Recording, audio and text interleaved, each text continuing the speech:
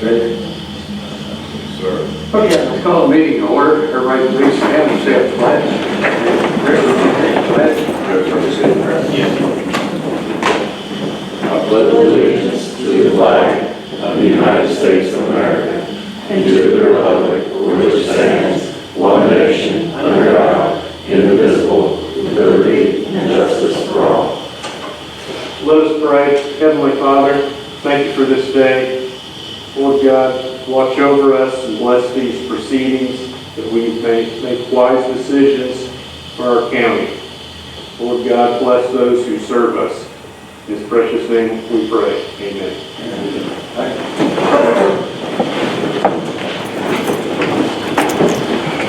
Everybody had a chance to read this. Items. Yep. Motion to approve. Todd made a motion. Rick second. All in favor say aye. Before we start on salt water, Gertrude Stevenson called me yesterday. One know if it's okay if they put some 70 flags, I think, on the courthouse. You okay with it? What was that, man? You okay? Yep. What was that? Yeah. I told her to go ahead. Can't be in May. Okay. Yes, sir. Salt water.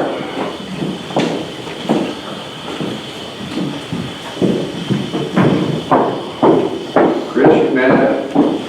Well, no, I didn't see another chair. We got a chair. We got a I'll get chair. one here on hand. Hi, good morning. Not that easy. How are you guys? Good. How are you? Morning.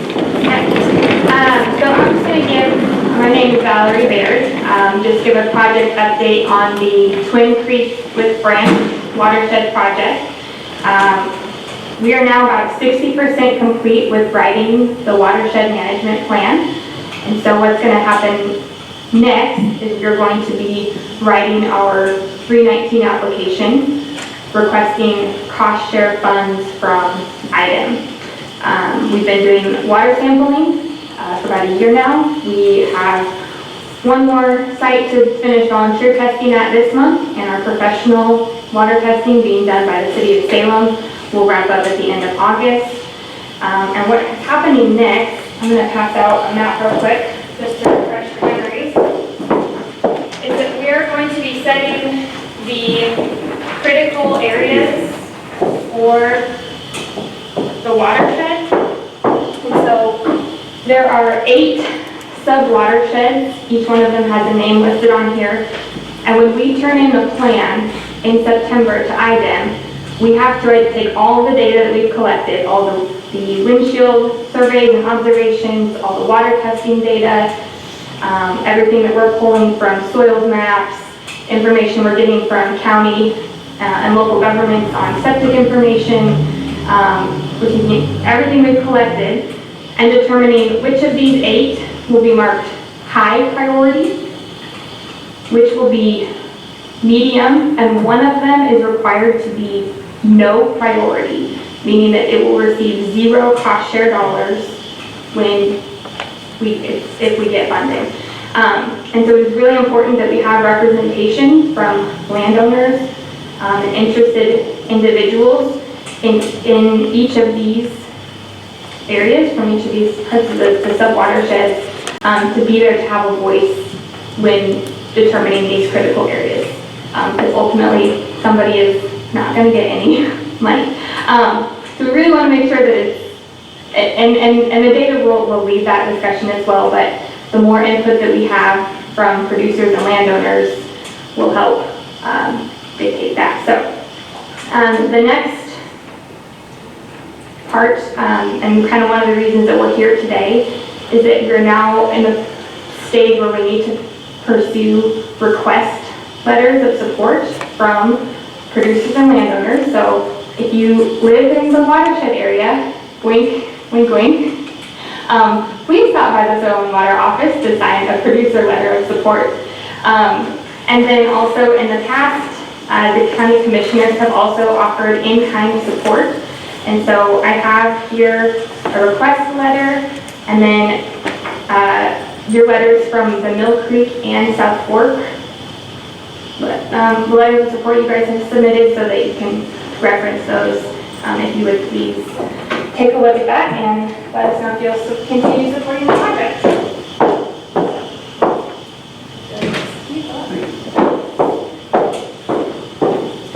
Do you guys have any questions? I have a question. You said one of these would not receive any. Are you talking about a certain tributary is going to be singled out and get nothing? Is that what you're saying? No, so the sub-watersheds, the Rockwood Branch, Mill Creek, Sugar Creek, Cliffy Creek, Creepy Creek, Buffalo Creek, Rush Creek, and Prow Hollow Twin Creek. Those are the 8 sub-watersheds that make up the whole Twin Creek Lake Branch project. So one of those areas, those watershed delineations, will be marked no priority. The rest will be a medium and one will be high. So funding will be allocated first to high priority, then to medium, etc. over the 3 years of the cost share program. And cost share funds, so we apply in September of this year. We should hear back in September of 2024. So it's estimated the project would start sometime October, November of 2024 and run for 3 years. So that determination is going to be based on landowner feedback? To an extent, yes. As well as what the water quality data is coming back as and what we know about the soil information and any risks that have been identified in those areas. Okay, thank you. Yep. One other thing to add in just right quick, that there is other counties involved in this. That, needless to say, since Washington County is the lead county, we are the priority level part of it. That, due to the extent of these tributaries going out the way they do, so just throw that out there for information. Is it Lawrence, Jackson, Orange, and Washington? Is that the counties that's involved here? On this particular one, yes. Question? No. Roll. Right? No, thank you. Thank you. Hi. Cassidy needs to Go for it. share with her, so we'll Go for it. Hi, I'm Cass Steininger. I am the South Fork Blue River Watershed Coordinator. We are in our second phase of funding and implementation phase. The first phase ended in November of 2021, and the second phase began in January of 2021. There was a little bit of overlap with extending the first phase. There is still plenty of funding available for conservation farming practices in the South Fork Blue River watershed.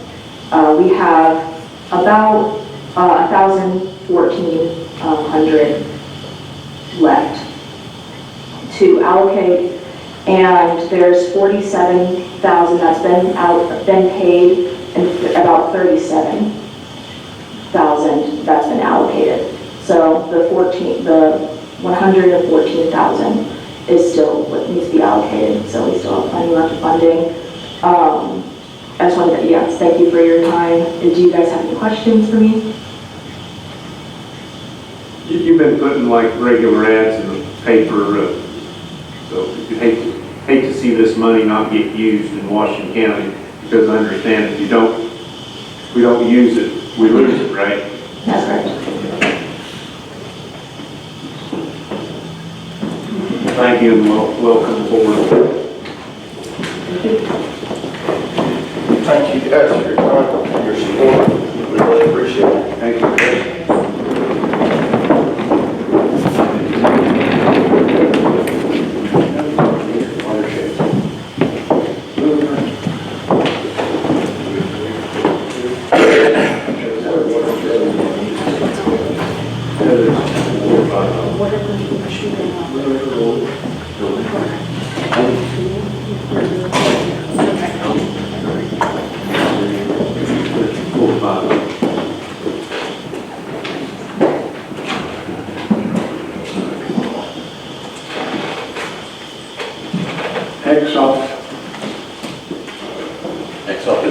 Yeah.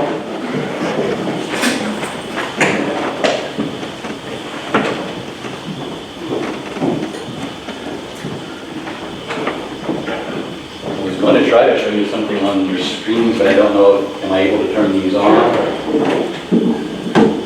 I'm not sure if I'm at the house.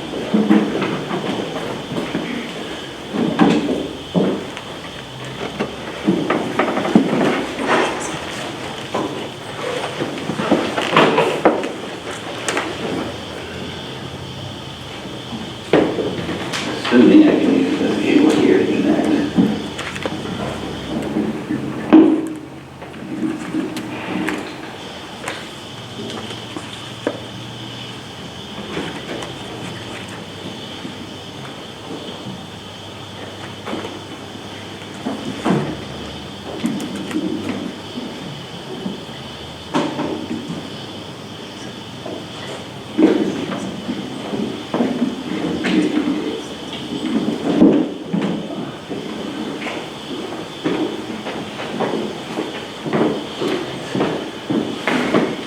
My name is Scott Stevens.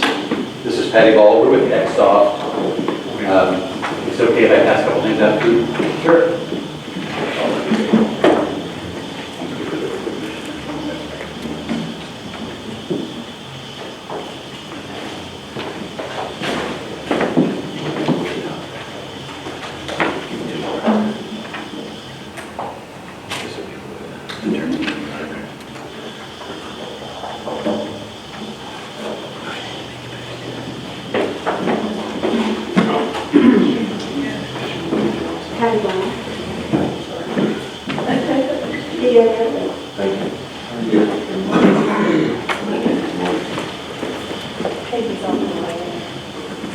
Thank you for the opportunity to talk to you today. We're here on behalf of the assessor who unfortunately I believe is out of the office today, I think with COVID.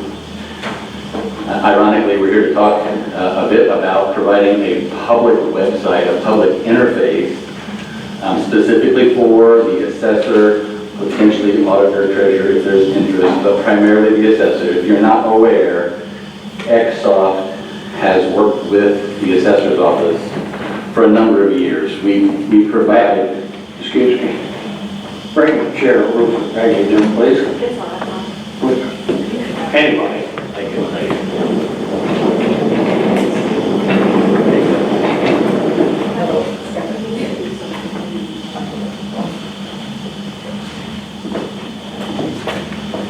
So we have worked with the assessor's office, Peggy, do you know how long? A number of years.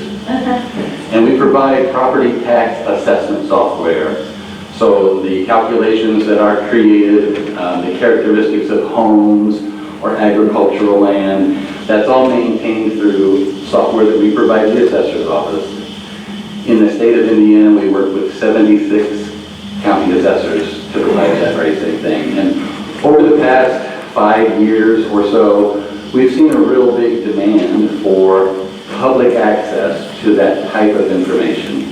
It is often difficult when you receive what I passed out to you as a Form 11 or a Notice of Assessment. When you receive that information as a citizen, and each one of them I've provided you is a little different, you may have questions about what that property tax assessment or Notice of Assessment is. How is it arrived at?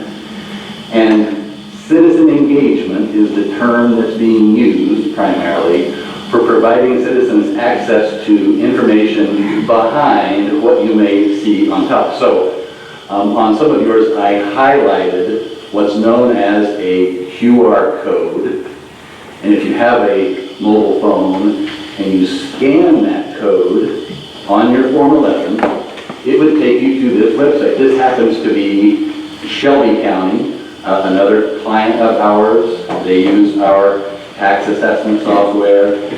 Ann Thurston, the assessor, someone we worked with for a long time, is the one who has come up with this idea of putting a QR code on this Notice of Assessment. So if you as a citizen receive this kind of information, and it doesn't just have to be this kind of a notice, but any kind of a notice, you could scan that code and be taken to a website such as what you see here. This is what we're really here to talk about today. This product is known as Engage, and it is the public-facing portion of the assessor's office. So by scanning that code, I've scanned that code on one of them, and this happens to be Buckhorn Farms. It would take you directly to this website, directly to that parcel, so that you could see and determine, if I get my mouse right here, if you agree with the information that's being shown, you may have additional information. If you see on this property that there is a photos of the house, or a property sketch, or the property record card, you may determine that the information that's shown on there is not correct, or maybe it's missing information. And we're hosting this for a variety of different counties in the state, and we have provided a proposal to the assessor's office for doing that very same thing, and the assessor wanted us to come and at least talk to you about what that solution is, what Engage is, who's using it, and see if you might have questions about its availability in Washington County. What I have on the screen here is Vanderburgh County. I've shown you a little bit in Shelby County, but just to give you an idea of the simplicity of using it, I'm going to search for in Vanderburgh County, Carranza Court, and the system will go out and find all properties that are located on Carranza Court, show me, the user, information about those properties, and allow me to get more information if I want to see more information. A lot of times this is complicated information, and so we try to make it as easily understandable as possible for folks that may not be in the property assessment industry. So we try to consolidate those things and make it a user-friendly interface that then shows them property tax assessment information, such as the property record card is the example here. So there's a property record card in Vanderburgh County. They also track sales, and so there's historical sales disclosure information. The whole term of citizen engagement really kind of depends on how focused the application is that you're sending that citizen to use. And we really try to focus this application on just property tax assessment and property tax itself information, so that the person using it is not overwhelmed by a lot of other information that may not be pertinent to them. I know that this is coming at you without you necessarily seeing much of a preview, but I at least wanted to show you what the citizen engagement application looked like and see if it might spark some questions from you, or if you had other questions or concerns. So Becky, are we using this program right now? No, We're not? it's something that we're very interested in. Okay.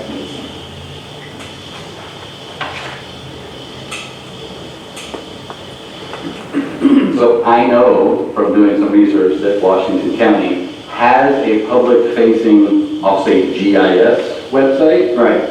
And in looking at that, that is very common and typical from what I've seen across the state. But that website has a lot of information, very good information, but sometimes that can be a little overwhelming to the end user who doesn't know what a PLSS section cornerstone is. They don't understand what a TIF district is.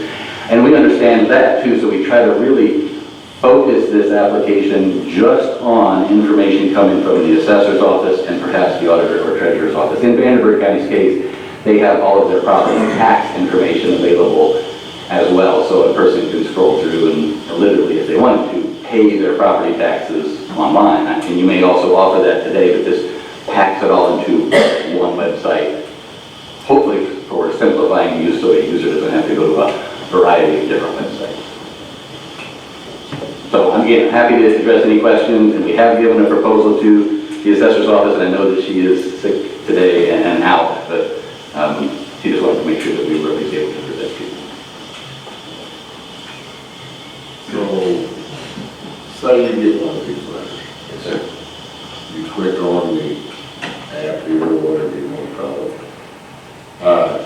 It takes you to the site listing? Yes, sir. And does it break it down?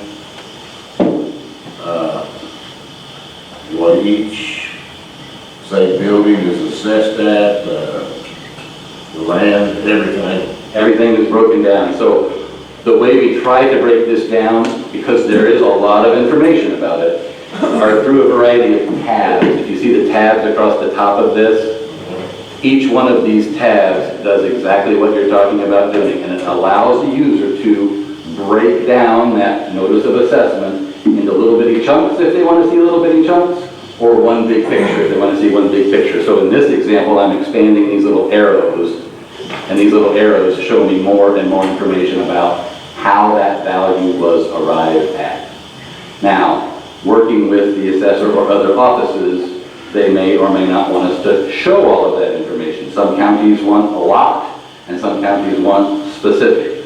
So we really do try to customize each site to match what the elected officials want to be made public. Because there are some, not that all information should be made public, but there are some information that would be very confusing if it were put out there. The coefficient of dispersion probably is not something that the average person would care about. So it's probably not something that would be made public information that's used in part of the calculation. That is correct. We do try to break it down into very easily consumable pieces of information. Thank you. You're welcome. Did I overlook anything that you thought I should talk about? I know that there's a lot that's in there. Yes. I think the site just makes so many other things available too besides the assessment. If announcements need to be made, the public would get acquainted with using it to just search up anything they need. Sure. Assessment. One of the websites they have up here is for Lake County, northern, far northwest. But they've really used, this is their Engage website, much like Washington County's Engage website, very specific to Lake County on the lake. LaTanya is the assessor there, and she's really done a great job on this resources page of Engage. LaTanya has put a lot of information available, hopefully to reduce the amount of questions coming in from the public because they can find and answer their own questions. So they put a lot of information, and a lot of this is also portable to other counties, like what does cyclical reassessment mean? What does it mean to Washington County?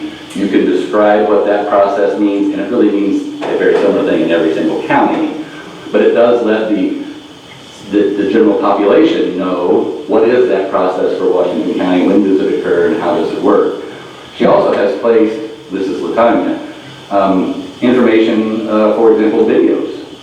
So if I had my speakers on, you could hear them talking, and this is a video about how can you lower your property taxes. Lower your property taxes? So it really kind of becomes a one-stop. This is just my internet connection is probably a little bit weak, but this is a way for LaTanya to get a message out to all of their constituents about a variety of topics or questions, and in this case, it's how do I lower my property taxes. There's also a video about how they value church properties, and it's a video that shows how that occurs so that everybody's on the same page. So it is kind of a public service announcement place. LaTanya happens to put all of their commissioner meetings. They have board of PETA-BOA meetings, all of the PETA-BOA. So all of the meeting dates, all of the meeting agendas, all of the final determinations, they post, again, because it's very concentrated on assessor's office and perhaps auditor and treasurer's office. Anything that's related to those offices can become kind of part of this site. So it's a one-stop shop for anything. So who fills in all the information? All of the information that we're showing on sites like this kind of property information comes from this back office system that the assessor's office has been using and maintaining. We just go in and grab that information and put it on a website like this. It can be transposed right over. Yes. And now some counties want this to be a very dynamic connection. Other counties say once a month is fine with us, or once a week, or once a day. In the case of property tax payments being made online, that's probably a component that needs to be very interactive, so that if there's someone paying online and also paying at the counter, that there's not a double payment made. So that's a very dynamic transaction. So, but the information itself all exists and comes from this back office system that the assessor's office has been maintaining for years. So is it everything in a separate program, or is it stored in a cloud, or what? Great question. The information that we pull from the assessor's office is in the assessor's office. Okay. But the information you see here is hosted in the cloud so that it can be accessible everywhere, but it's also very secure, it's very backed up, and if someone hacks into this information, we still have the back office information that's not been hacked into. This is all stored in a Microsoft Azure environment. I know that doesn't necessarily mean anything, but it is a very stable and secure environment that we've had data in for about 10 years with no breaches of data. Doesn't mean it will never happen, but in 10 years' time that we've had data in there, we've not had a breach of that. So then is everything insured? Yes, Okay. yes, we do carry liability insurance for that reason. And Azure through Microsoft has backups in place for those things as well.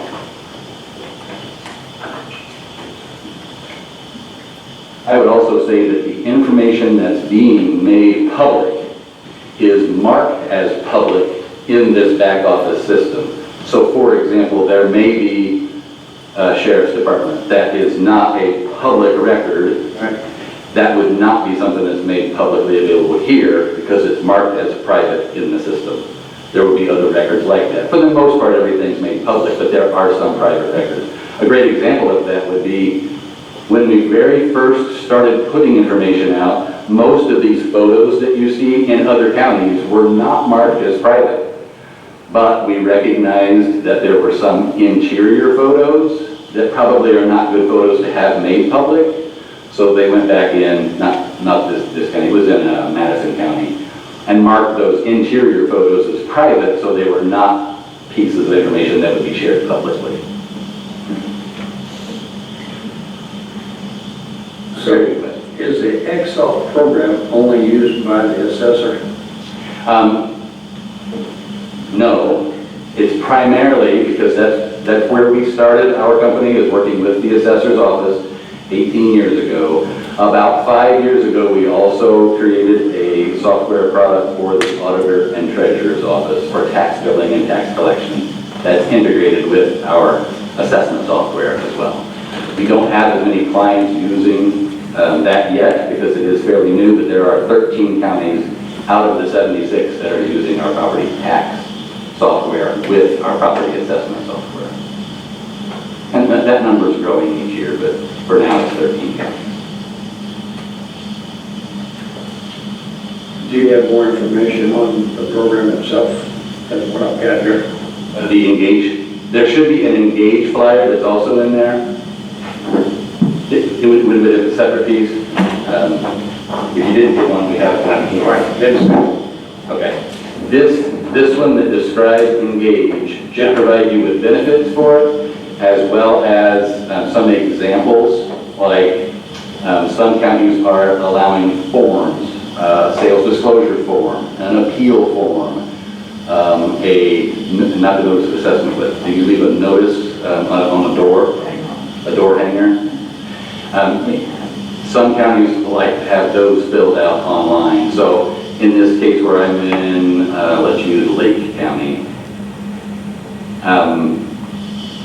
If I do a search for, I'll just use my last name, Stevens, and I want to view this property in the upper right-hand corner. This is just for Lake County, and other counties use it too. It's not something that Washington County has to use, but they allow you as the property owner, I'm going to tell a fib here and say that I am the property owner of this, but I'm not really going to submit it. I can submit my appeal on this property all online using this system, and the information that's submitted would, assuming the assessor agrees with the information that's submitted, be brought right into their back office system, and they don't have to rekey anything into the back office system.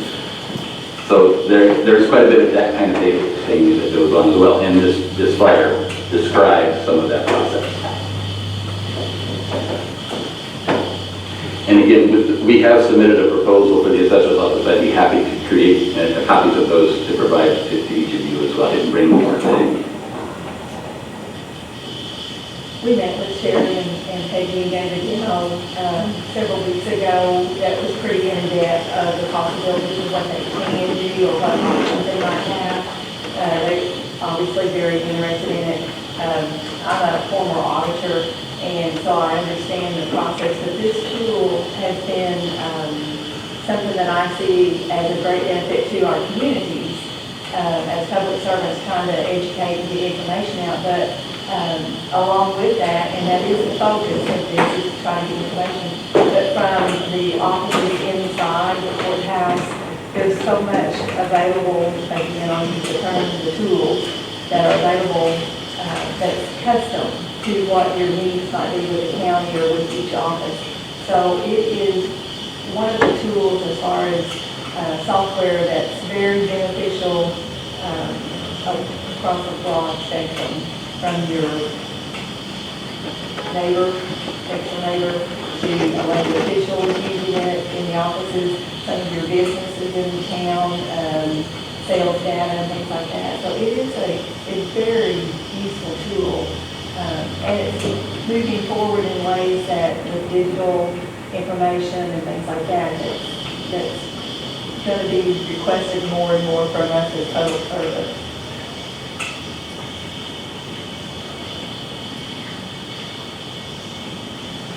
Thank you, Reed. Questions? Do you have a price? Yes, we provided a price for the assessor's office. There is a one-time setup fee of $12,000, and it's $8,000 per year to maintain and support the application.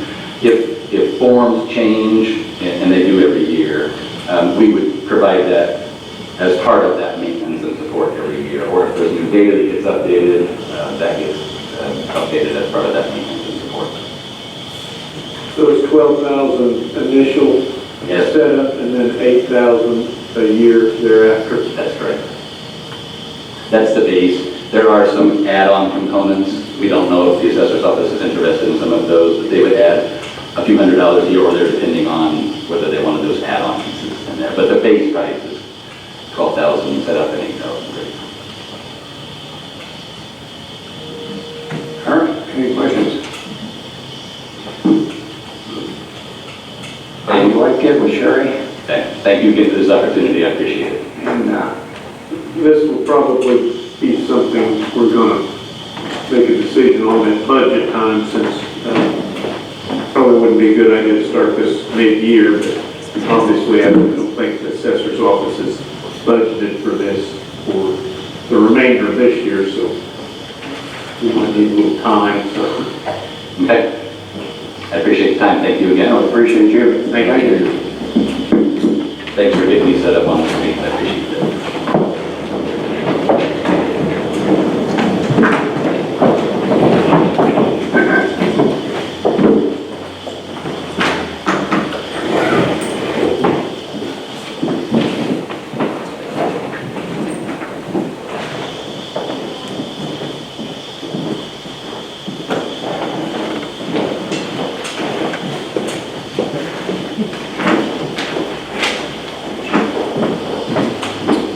Brad, you and Rick want to come down?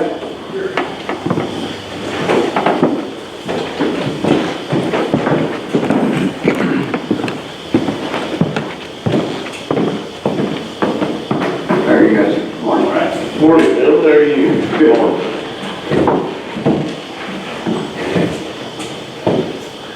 Let me get you gentlemen updated here a little bit. I've been working with Rick here hand in hand, that's trying to determine his needs at what would be considered as a new county highway department. Certainly not a better individual to be getting that information from, being that he's responsible for daily operations. We worked through that, and we'll let you know the put quite a bit of time in here, the last 10 days or so, reaching out to contractors who we feel would have the capacity and the ability to be able to price these structures. We've had good luck with that. We're to the point right now we have inquired about the types of buildings and facilities themselves, the types of concrete structure that will also be needed as far as the dry and material handling bins, so on and so forth, as well as the concrete floors for the buildings, those aspects there, trying to cover the building structures themselves, the concrete, the mixing pads, so on and so forth. We got information started trickling in yesterday, so I hope to have some projected numbers here in the near future to start looking at. I want to get you an update going forward here with your guys' direction and instruction. I would like to go forward with the HVAC, the electrical, and the plumbing aspects of the project, facilitate the buildings. That will be pretty well. I got that under our belt as far as needs are concerned. I do want to compliment Rick for the thought process that he put into trying to determine what's best for the county highway department, not only now, but the foresight be able to look into the future. And things going to get more and more expensive as we go forward, so the more we can address now, the needs we can address now, it's certainly going to be better for the citizens and the taxpayers here in Washington County. But we are, again, trying to recognize people who have the capacity and the people who have the manpower to possibly go forward and meet a time schedule once it is indeed landed upon for the project.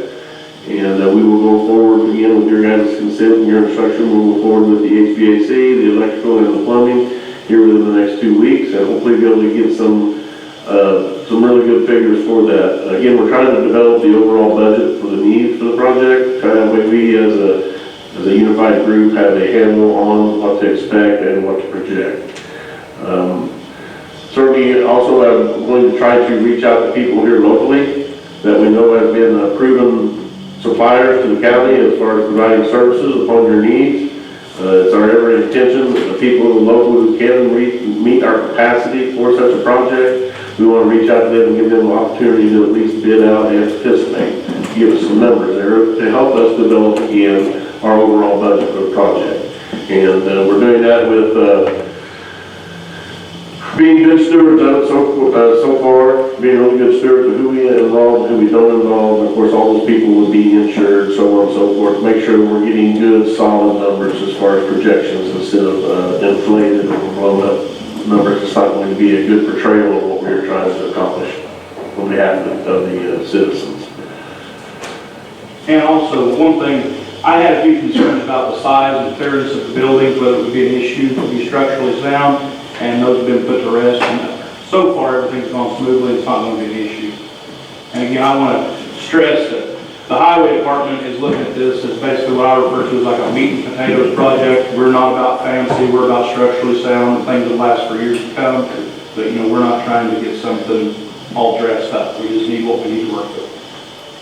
Everything that we have received to date as far as the projections, so on and so forth, and the information and instructions I've been given to these people, everything, again, to elaborate on what Rick said, is being run by a structural engineer from a building standpoint of view. So nothing will be erected in any way, shape, or form that is not suitable or structural sound along the lines of engineering and proven engineering and stress loads, snow loads on the road, so on and so forth.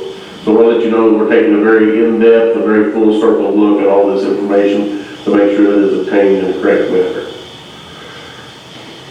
So we're bidding right now, and we know if we proceed on forward on a time frame, what kind of numbers are you going to use on inflation?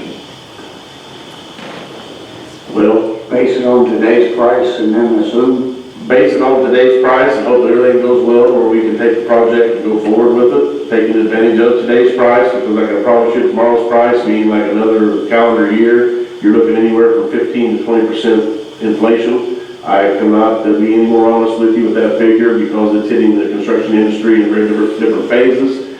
Everyone I consult, everyone I meet with, how's this affecting you? How's this affecting you guys as professional builders? I keep getting anywhere from 12 to 20%. And 12 is very, very low. I feel it's a very humble number.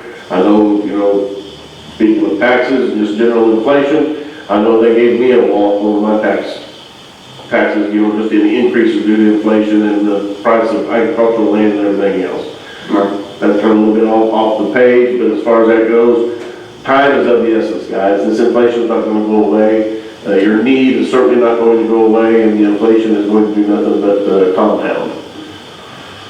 So I wish I had better news for you, but that's news that's hitting us here in local government, that's news that's hitting our household, that's news that's hitting us as we go down the aisleways in the grocery store. My wife came to me the other day and she said, I've got a concern. So what's your concern? She said, Miracle Whip's $6 a container. And I told her we're going to have to do something about something else. Because, sandwich ain't a sandwich, you have to taste Miracle Whip. Not for a number. So it's hitting high, it's hitting low, it's hitting all of us, it's not going to go away. The real meat and potatoes of it, like Rick says, is it's a project right now that is engaging with the county. The county is not going down and run that inflation. The only thing we're going to be able to do is make good, smart decisions as far as understanding time is of the essence and going forward with the project. That would be my only recommendation that you guys can do as far as taking advantage of the unfortunate inflation cost. So when you figured your buildings, did you measure what you've got now? And we'll play off of that, everything. One of the biggest things you don't even think about is the size of the trucks. When all that was built, everything was single axles. Well, now everything's a tandem. So, you just multiply the amount of bays you need and the size and even the shop. We can't even hardly get the trucks in the shop in there. Well, I know there was some discussion on the size of the salt bin. Are you expanding it, I think? We instead of having the buildings scattered all around, we took the square footage of the two buildings together and then multiplied on top of it. Right now, we're looking at an 80 by 100, just mixed material building. And that should give us about 3/4, I don't know how you want to do the percentage, put those together and we would have 3/4 more. So we'd be able to withstand 2 snowstorms, whereas now 1 snowstorm will bring it. And again, with the truck size, years ago when you were using those single axles to haul that material out of there, that material lasted a lot longer. Well, now with the tandem, everything's a tandem hauling out of there, you're doing a better job on the road, but you're also emptying those buildings a whole lot faster tonight. I do want to also report to you gentlemen, again, from a structural standpoint of view, these trucks are a lot of weight. When they're loaded, they're sitting in their bay, and they're ready for the snowstorm to hit. Rick's got everything ready to go to roll out. We're taking all this into account of our thicknesses of concrete, the quality of concrete, whether the concrete needs to be reinforced. Again, all that's being taken into account for specific reasons, more than anything, longevity and efficiency over the years. We want to make sure that the product lasts, the product was as neat and designed and is installed to withstand the condition that's going to be asked to withstand. I have reached out to the local, just going forward here, I reached out to some of the local concrete companies, kind of the checks and balances, if you will, make sure some of these here figures start coming in. We kind of know firsthand what we would be looking at for concrete from the local vendors. I met with Lee's Ready Mix, and Chad and I have discussed numerous mixes for the project, 4,000 PSI, pure cement, as well as a Class A 6-bag mix, which is an NDOT approved mix. And we worked through all that. We've got the initial pricing from them on what the concrete would be from Lee's Ready Mix. And we're landing somewhere in there before we go to negotiations. We're landing somewhere around $145 a cubic yard.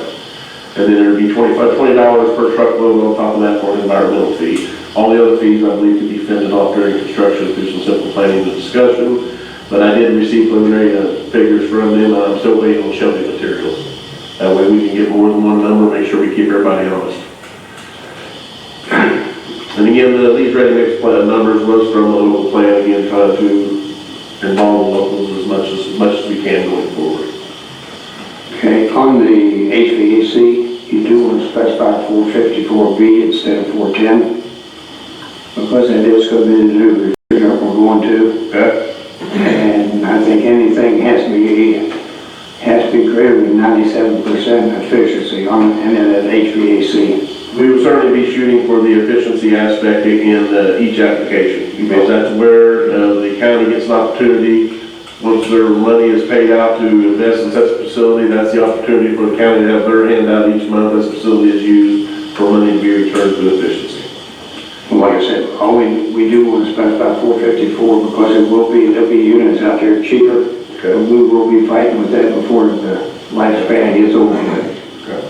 So, and on concrete at 142, that's up, what, about $13 a yard over last year? Yeah, that's a pretty good piece. Yeah. They're claiming that their original yearly increase is $8 per cubic yard, and it's certainly beyond the $8 this year. This is the first year that I've seen that, and I'm going to hang that on the hat of inflation.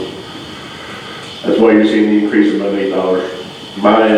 My personal COD account, cash on delivery, the last couple of weeks they get paid, it started out at it was $108 2 years ago.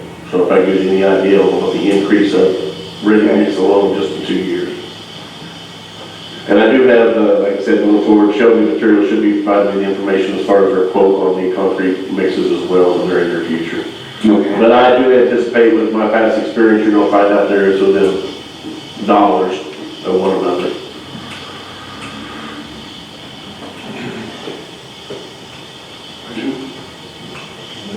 Now, I do, as far as efficiency, again, I guess if you have time to elaborate on that, we have figured these buildings that's going to be occupied as far as by Rick, the secretary, conference rooms, things like that. Those, we already have those specified for spray foam to try to capture that efficiency as far as from the energy standpoint of view. Yes, the efficiency through the hardware that we'll be purchasing for the facility, but we're also trying to look at insulation standpoints of view like that, where we can also gain in efficiency, and again, you gain in longevity at the same time. It doesn't do much good to put a headlight in front of the buggy. Well, excuse me, on the back of the buggy. So we want to make sure our headlights stay on the front of the buggy. Heard it, didn't you, Rick? I'll do this absorb. But I do feel confident going forward here in the next couple of weeks that the majority of the, not the majority, but the rest of the outstanding information could be obtained in the next 2 weeks. So, to spread this thing out, ground-wise, how much ground do we need? In conversation with Rick, I don't want to shorten you. You're going to do something like this here, you want to make sure that you have a little bit extra instead of a little bit not enough. So I would recommend anywhere between 6 and 10 acres. Would probably be ideal for what you guys are looking for. To facilitate this and give Rick some elbow room in case something happens in the future where we need to look into adding something else. I can't imagine at this point, but we never know what the future holds. Everything's constantly changing. Rick, let me ask you a question. Based on what we've got equipment-wise today, how much future expansion do you see we need to figure out down the road? That's hard to say because you do things so long the same way. It's hard to picture kind of out of the box, but you know, an extra acre for growth down the road, because there are things at auction time that we've sold over the years that we should have never sold. We just didn't have a place to put it, whether it be extra mowers, extra trucks. I mean, we do need more room in the future to keep things, because you know, when we sell them at the auction, they don't bring a pretty penny. I mean, we basically give it away just to get it out of the way, and those are things we could use. So to have an extra half acre or acre just for extra storage for equipment outside would be beneficial. I'm going to say, like we're at somewhere, just what we've sketched out there, 7, 8 acres, something in that ballpark. So you're figuring your buildings was based on what we've got now, which has been pretty well a temporary thing, added on and added on and added on. Are you figuring any expansion to the buildings itself to what can be added on down the road? Like the main truck lean-to, we've added on like 5 bays. Now those bays will be filled, but they're not really supposed for this time, but there's always something to go in there. But we're not just cutting everything to a minimum right off the bat. Like we're leaving a little growth room as we do it. Shop-wise, same thing? And all the buildings that I've presented today, they are in a manner, once they're erected, a quote-unquote addition structurally will not be an issue as far as being able to put on and go on with another addition in the future, say 10 years down the road, 15 years down the road. It'll be no issue to go forward with that. We'll be able to use the exterior stem walls, hook right into them, and go right on with an addition. So we're keeping all that in mind as well. The ease of adding, because sometimes when you do an addition, that addition, if you would have done it, you built the house, is going to cost you a half or a third of what it is after you decide to do the addition. Right. So if you can keep that in mind during the construction of the original building, you certainly save dollars and you're going to save time and effort in the future if that is imposed upon us, as far as needing to expand. But like our salt and mixed material buildings, those, I don't see us ever outgrowing those. Like this is a one-time solution to solve the problem. Well, no, I mean, basically, roads is our key issue, and kind of yellow when the roads aren't clean.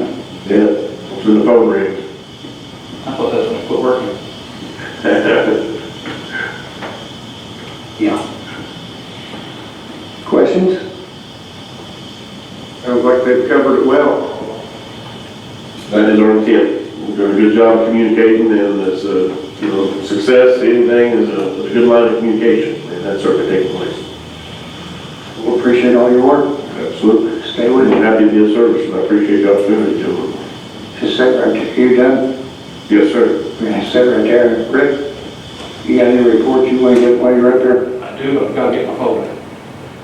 You're going to go get your phone. Just like my kids, they were never ready. Did you need anything from us, you don't fit with that, because I don't know, maybe I have to go on so forth. I'd asked a couple of questions, Bill, if you guys have any, you or Mr. Ewan have any recommendations as far as anything you'd like to see locally as far as being considered for pricing. I'd be more than happy to entertain that. Bill, give me a couple of suggestions on his behalf, and I'm certainly entertain any suggestions that you gentlemen have as well. Probably be a good idea if they were all, You gotta deal with all the local ones, all the local ones that here in town, or we don't wanna slide anyone or exclude anyone. And again, and I applaud Phil. Phil has kind of looked back when I asked him that question. He says, well, we've had some people who have really responded well for us as commissioners at the courthouse in our times of need when we really couldn't get some other people to respond. Those are the types of people that are going to be loyal and going to provide good service and do a good job for you. I've been asking the contractors here at county to go ahead and submit it to the auditor's office of what work they do, so that we've got it on record. And when problems happen, we can go down the call list and see if we can come. Yes, sir. So, has anybody turned it in yet? One? I know I've asked more than that, but sometimes their guests don't get in a hurry. We certainly appreciate your help in that. But we will be advertising, I mean, the whole thing when we get further down the road. So, All right, as you gentlemen know, we've received our 2023-1 community crossings. This makes our 5th consecutive year with the $1 million reward. With our 25% share, that brings us to $6.5 million over the last 5 years in additional paving. Now that we have that, I can hand out the paving list. We really can't ever give that out until we find out if we're going to receive it because it shuffles it up so much. 2023 paving list, community crossings on top. Just like Christmas. $1 million, congratulations, that's great.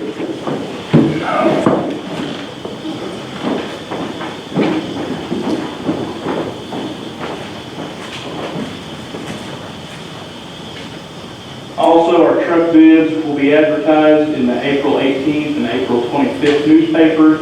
We'll be opening those on May 16th. And I do need to bring up the Highway 56 closure. We've been getting several phone calls about different routes, and we need to clarify that Market Street and Query Road is not the official detour. That is not the state route. We need to make sure everybody understands that. Now, obviously, if you drive 5 miles to work, you know, you're not going to drive to Palmyra because that is the official state detour route, is Highway 150, Paoli. But everybody's going to find a shortcut, and we know that, and the state has an excellent program in place. It's an unofficial detour agreement. We usually do about 10 of these a year. Right now, we have 8 of them in place as we speak. 2 of them are active. This route is intended for local traffic. You know, even the semis from, say, the state mill or farmers, loggers, we all know people are going to cut through there, and that's just an accepted fact. What we have to be careful of is calling it the official detour or calling it the state detour, because there are trucking companies, whether it's a wide load or hazardous materials or it's company policy, a lot of these trucking companies call and they will only travel the official state route. Maybe insurance purposes, I don't know. But that's the only route they'll travel. So if we give out information and refer to that as the official detour, the state detour like that, that's unacceptable.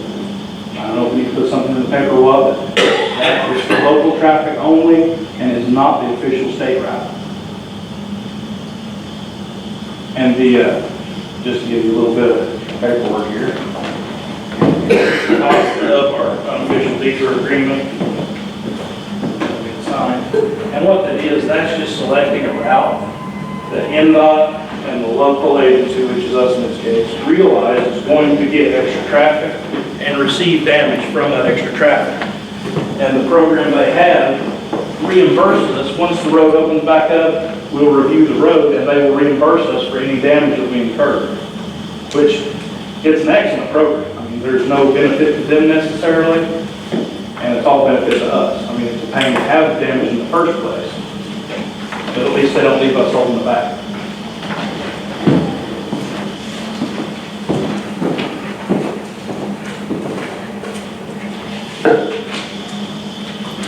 This will show you the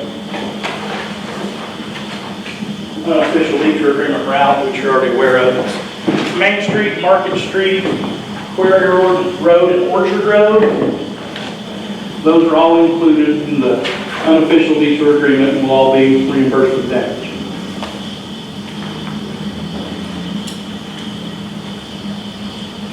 Also, just for your records, I know it's a little confusing, official, unofficial. You know, most people, a detour is a detour, and you try to tell them that's not a detour, and they just look at you like you're stupid. The terminology does matter. Your average person going to work, they just want to get there with as little headache as possible, which is totally understandable. But where it gets a little tricky is with the trucking companies. You know, we have to watch what we call it. Let me ask you something. On your map here, you got a yellow line showing through there on the original road. Yeah, that is the closure. Okay, and then the red line, One half of that will show you the city unofficial detour agreement, and the other half is the county unofficial detour agreement. The red there will be the city, and here is the official detour agreement. Blue is the county. Correct. And that in no way is a recommended route. We don't recommend anyone travel that route, but we accept the fact that everybody's going to. did you not understand that this was going to be a stoplight control bridge deal out here? No, I was never, on this, Yeah. no, I was never told that, and we would have been involved because the bridge on Market Street, the big bridge by the harbors, where is ours. It's the county's bridge.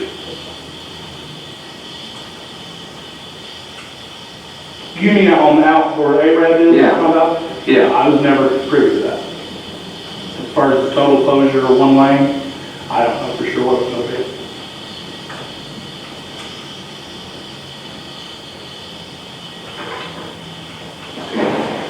But we just need to clarify. I mean, most of the calls come to my office. I don't think it'll be an issue here.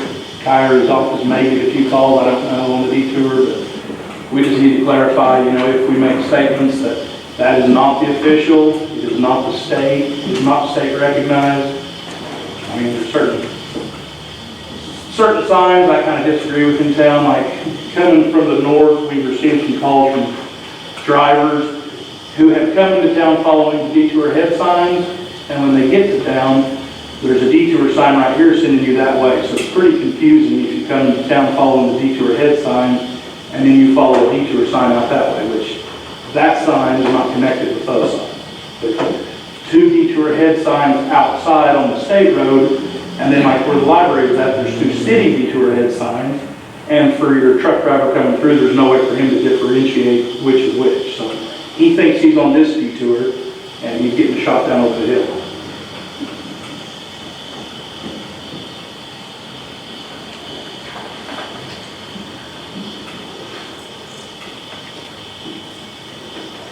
So do we need, I don't really need any action, we just need to be careful, like talking, say to the newspaper, Becky White, or anything like that, just be careful what we refer to it as. I saw there was a post on there Friday where they announced the opening of this section, and at the end there, it was mentioned that the state detour on Market Street was open, you know, and that's really cringeworthy. You need to watch what you say regarding that. so that may cause them that problems?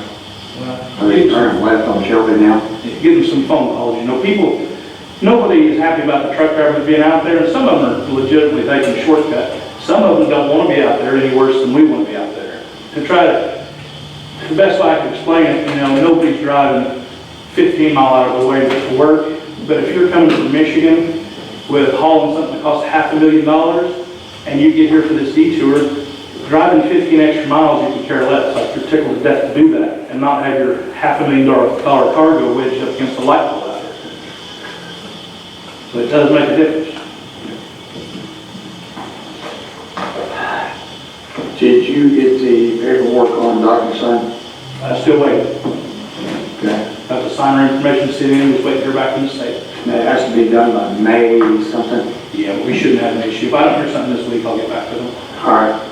Don't mess that up. That's it. Everything else? Nope, that's it for me. I saw where you had the Quarry Road fixed up there, so I assume we will be closing that. Some patching work was done there, so we postponed our dig outs, and once it falls through again, we'll reschedule that. Oh, you didn't dig it out? No. Yeah. Sort of surprise. It's a whole lot better than Yeah. Oh, that's, I'm not, It'll last a while. yeah. Depends on the rain. If we get a bunch of rain, it'll fall through. If not, it'll hold up pretty good. 3 weeks. Appreciate it. Thank you, gentlemen. Thank you. Right.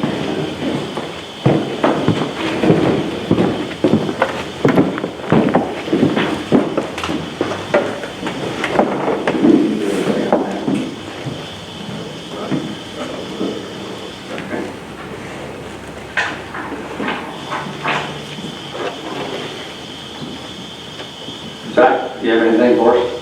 Yeah, I got a couple.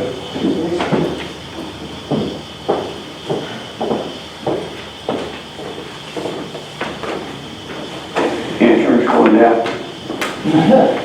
Heard that.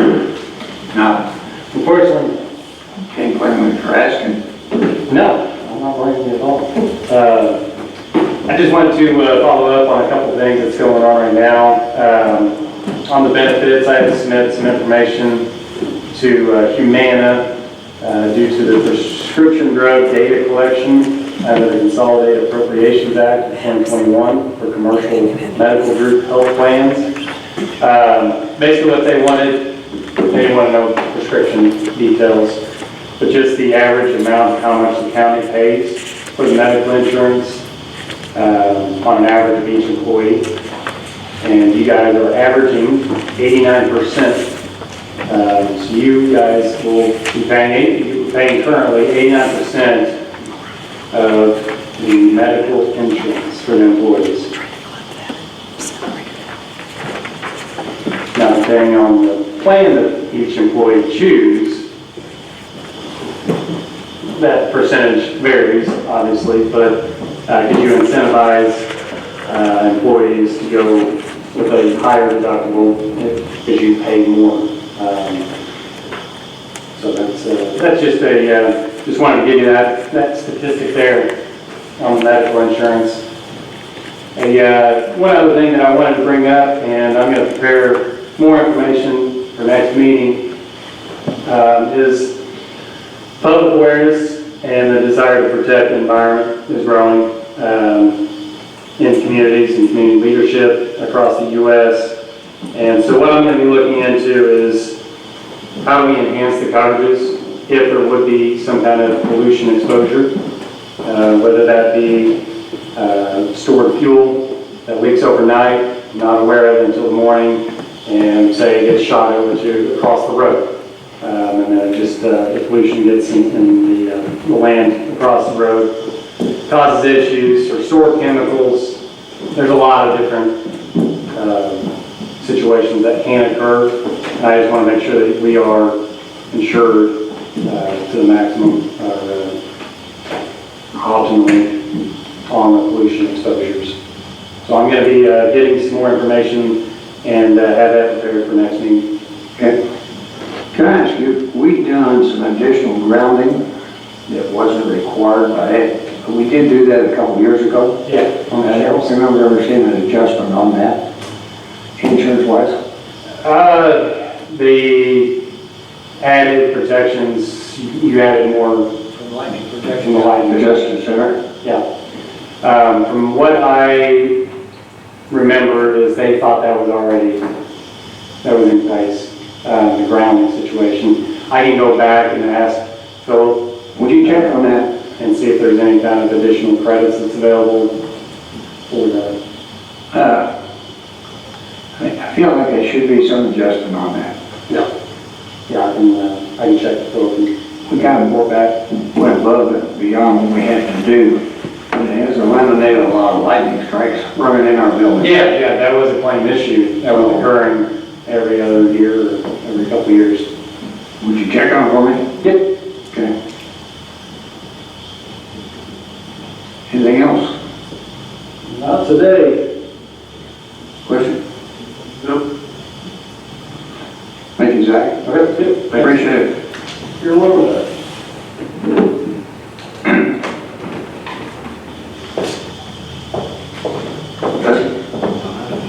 Karen?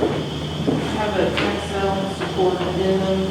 SRI handles our tax sale services, always charged $100 per parcel. They've raised that to $125.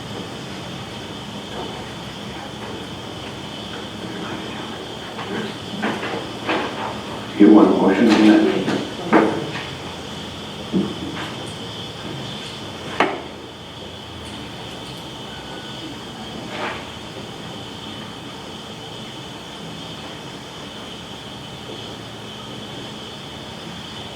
I'll make a motion that we approve the price increase, not because we have a choice, but We've been hearing it all morning.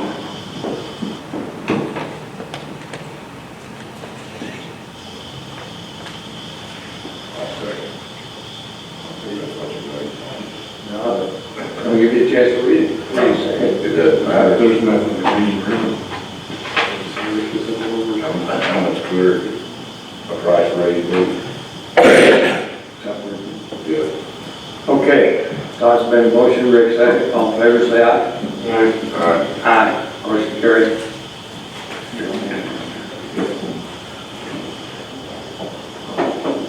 Anything else?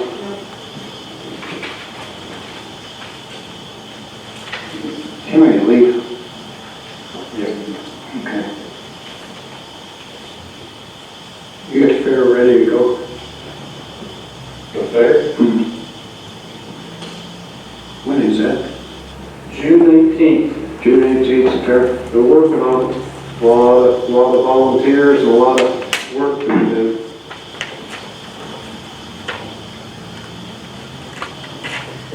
A lot of people put a lot of time in.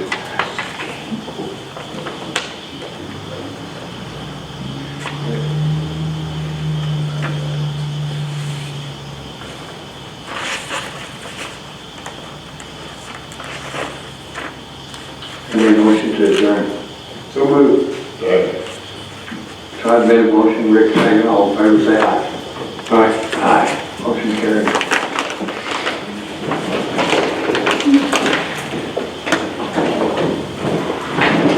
Jim, how you doing? Everything all right down your way? Water's not up, is it?